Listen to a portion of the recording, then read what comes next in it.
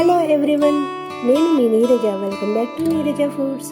ఈరోజు మనము ఈ వీడియోలో టేస్టీ అయిన ఆలుగడ్డ క్యారెట్ ఫ్రైని సింపుల్ మెథడ్లో ఎలా చేసుకోవాలో చూపించబోతున్నాను.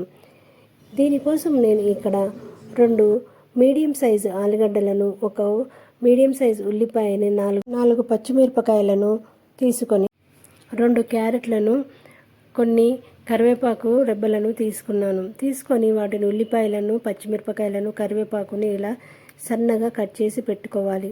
ఆలుగడ్డను కూడా పొట్టు తీసి సన్నగా కట్ చేసి పెట్టుకోవాలి.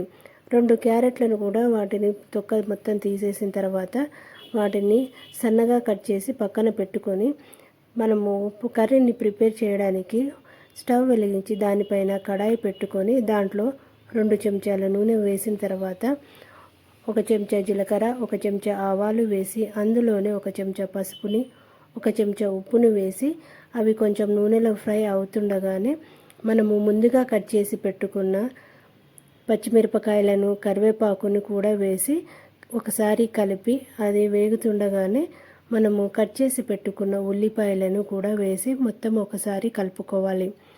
కలుపుకున్న తర్వాత మూత పెట్టి 5 నిమిషాల వరకు అవి ఉల్లిపాయలు నూనెలో బాగా వేగి గోల్డెన్ బ్రౌన్ కలర్ వచ్చేంత వరకు ఒక 5-10 నిమిషాల వరకు ఫ్రై చేసుకోవాలి. ఫ్రై అయిన తర్వాత మూత తీసి దాంట్లో 1 టీ స్పూన్ అంత అల్లం వెల్లుల్లి పేస్టును వేసి ఒకసారి కలిపి ఆ అల్లం వెల్లుల్లి పేస్ట్ పచ్చివాసన పోయేంత వరకు ఫ్రై చేసుకోవాలి.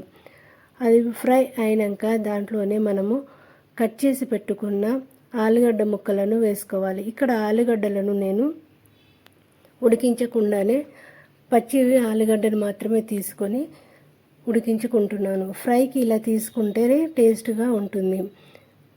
మొత్తం ఒకసారి ఆలుగడ్డల ముక్కలను మొత్తం ఒకసారి కలిపి ఒక 5 నిమిషాల వరకు మూత పెట్టి ఉడికించుకోవాలి. ఇక్కడ ఆలుగడ్డలు సగం వరకు ఉడికితే సరిపోతుంది. సగం వరకు ఉడికిన తర్వాత దాంట్లో మనము కట్ చేసి పెట్టుకున్న క్యారెట్ ముక్కలను కూడా వేసి ఒకసారి కలుపుకోవాలి. కలుపుకొని మూత పెట్టి 5 నిమిషాల వరకు ఫ్రై చేసుకోవాలి.